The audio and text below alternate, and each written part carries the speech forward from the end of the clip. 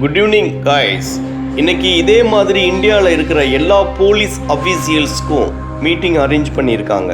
Already India ஃபுல்லாக பரபரப்பை ஏற்படுத்தி கொண்டிருக்கிற யங்ஸ்டர்ஸ் ஜஸ்டிஸ் கவுன்சில் மத்தியில் இப்போ இன்னொரு செக்ஷன் 549 ஒரு கிரைம் பண்ணுறதால victim as well as criminal ரெண்டு பேரோட வாழ்க்கையும் பாதிக்கப்படுது. அதுக்கு ஒரு பெர்ஃபெக்ட் எக்ஸாம்பிள் தான் இந்த இன்சிடெண்ட். 2014 சென்னை அட்வொகேட் சண்முகம் அவங்க ஒய்ஃப், அவங்க பொண்ணோட கனவு தான் நம்ம லைஃப்னு வாழ்ந்துட்டு இருந்தாங்க. அப்போ எக்ஸ்-எம்எல்ஏ ராஜு பழிவாங்கிற எண்ணத்தில் ஒரு நாள் அட்வொகேட் சண்முகத்தையும் அவங்க பொண்ணையும் சுட்டு கொண்டுட்டாங்க.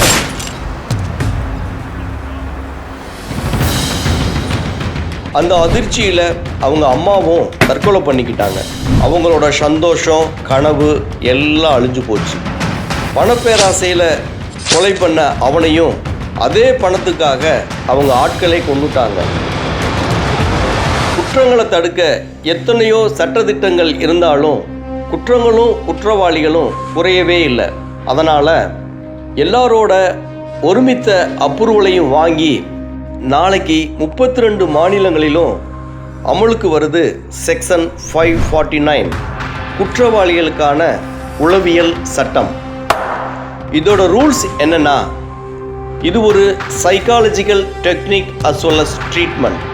அவங்க மைண்ட் தாட்ஸ் ப்ராசஸை மாற்றி நல்ல வழியில் பயணிக்க வைக்கிறது. ஒரு வகையான பிரெயின் வாஷிங் கூட சொல்லலாம். இதை மீறியும் குற்றங்கள் தொடர்ந்தால் ஹையர் அஃபீஷியல்ஸோட அப்ரூவல் பெற்று உடனே சடன் என்கவுண்டர், அவர்களது தண்டனை காலம் குறைக்கப்படாது. இந்த சட்டம் வர்றதுக்கு காரணம் யாருன்னு உங்களுக்கெல்லாம் தெரியும். அவரை பற்றி டீட்டெயிலாக பார்க்கலாம்.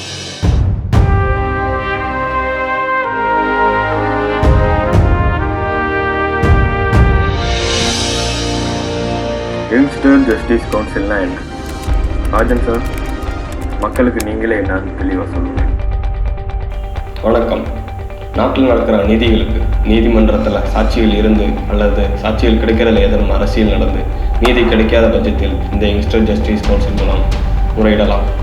முறையிட்ட 10 நாட்களுக்குள் அந்த வழக்கிற்கு தீர்ப்பு வழங்கப்பட வேண்டும்.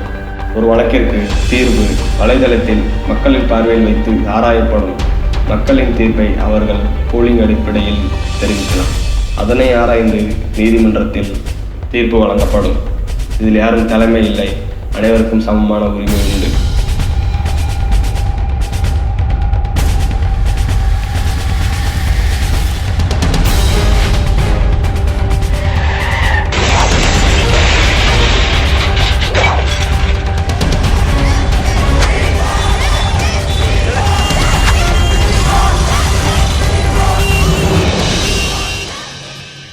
ஹலோ, வணக்கம் மக்களே. நீங்கள் கேட்டிருக்கிறது சூரியன் FM 93.5 with me RGS fan.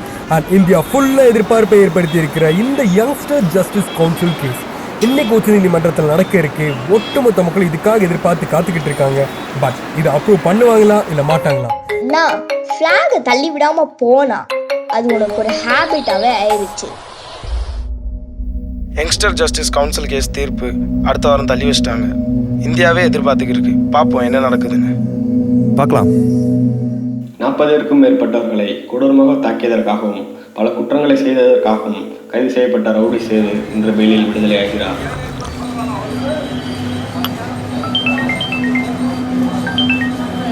Setu, ஒரு வேலை அந்த டீச்சர் ராமனை போட்டு வந்து பேமெண்ட் வாங்கிக்க. என்ன முடிச்சிடலாம். மேரேஜா? சான்ஸே இல்லை. ஃபஸ்ட் என்னோட எய்ம் நான் டாக்டர் ஆகணும். அப்புறம் 2 பேர் வீட்லேயும் பேசி சம்மதிச்சதுக்கப்புறம் கல்யாணம் பண்ணிக்கலாம். அப்பா வந்துட்டாருன்னு நினைக்கிறேன். நான் அப்புறமா பேசுகிறேன். பாய்.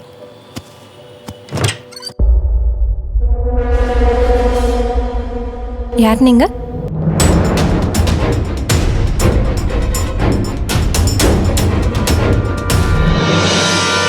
கட். சாரி. இட்ஸ் ஓகே, பரவாயில்ல.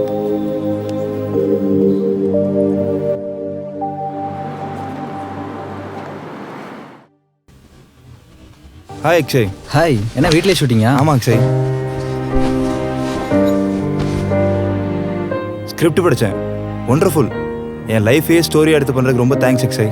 அந்த கிளைமேக்ஸ் தான் சார் என்னோட விஷனே. அதை ஒவ்வொரு கிரிமினல்ஸ் மனசுலையும் விதைக்கணும் சார். உங்களோட விஷனும் என்னோட ட்ரீமும் ஒன்று தான் அக்ஷய். அப்புறம் அந்த ஸ்கிரிப்டில் கொஞ்சம் ஆட் பண்ணணும்னு சொல்லியிருந்தீங்களே சார்.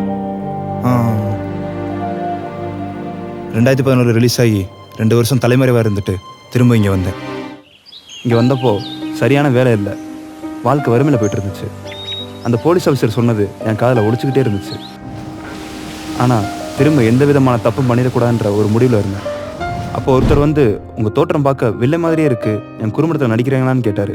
நடிக்க வைக்கிறேன்னு சொன்னார். அவர் படத்தை நடித்தேன். எனக்கெல்லாம் நடிப்பு வருமான ஆச்சரியமாக இருந்துச்சு. இந்த சினிமான்ற கலை எனக்கு அன்பு, மரியாதை, வாழ்க்கைன்னு என்னன்றதை கற்றுக் கொடுத்துச்சு. என்னை ஒரு மனுஷனாக மாற்றுச்சு. எனக்கு தங்கச்சின்ற ஒரு உறவையும் தேடி கொடுத்துச்சு.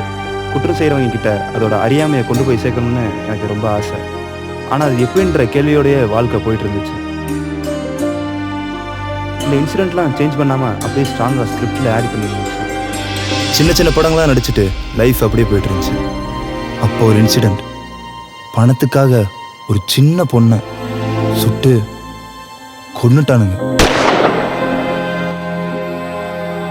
பணப்பேராசில குற்றம் பண்ண அவனையும் அவை ஆளுகளே போட்டானுங்க. இது மாதிரி எத்தனை பேரோட வாழ்க்கையும் கனவும் அழிஞ்சு போயிருக்கு. உங்கள் ட்ரீம் சார்? நான் மாறின மாதிரி மற்ற கிரிமினல்ஸ் மாறினா எப்படி இருக்கும்?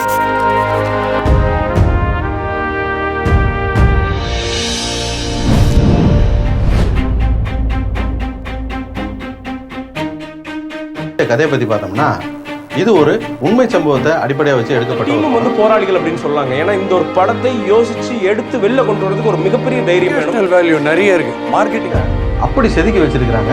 மிக சரியாக யோசிச்சு இதை ஒரு ஆல் கிளாஸ் கதையாக பண்ணியிருக்காங்க. இந்த படத்தை எல்லா தரப்பு மக்களும் படத்துக்கு சினிபி ரேட்டிங் அப்படிங்கிறது வந்து கண்டிப்பாக 100க்கு 100 மார்க்ஸ். அதோட மேலே இருக்கு.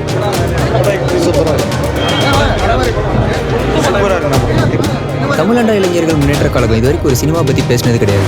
ஹீரோ, வில்லன், குற்றத்தோட விளைவுகளை காட்டியிருக்க டைரக்டருக்கும் ஆக்டர் சேதுக்கும் ஹேட்ஸ் ஆஃப்.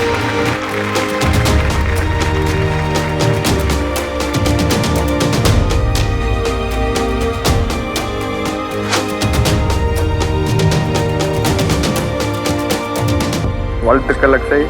சேது சாருக்கு ஏன் கால் போக மாட்டேங்குது? அவர் தங்கச்சியோட ட்ரிப்பில் இருக்கும்போது மொபைல் இன்டர்நெட் எதுவும் யூஸ் பண்ண மாட்டார்.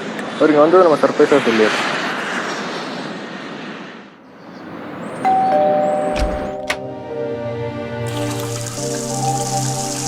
என்ன சார் நீங்கள் போய்?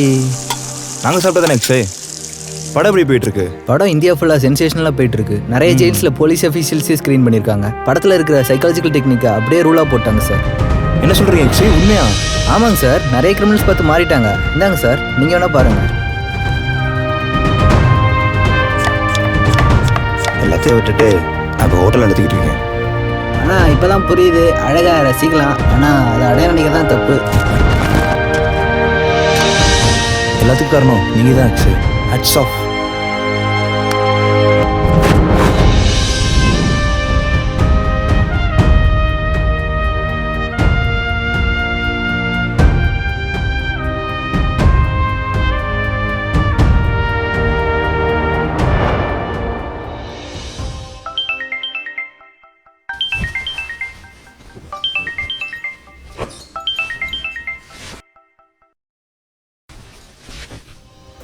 நம்ம நண்பனோட யங்ஸ்டர் ஜஸ்டிஸ் கவுன்சில் அப்ரூவ் பண்ணிட்டாங்க சேது. இனி நீதிக்கு எதிராக எதுவும் நடக்காது. இனிமே எல்லாமே இளைஞர்கள் கையில் தான் இருக்கு.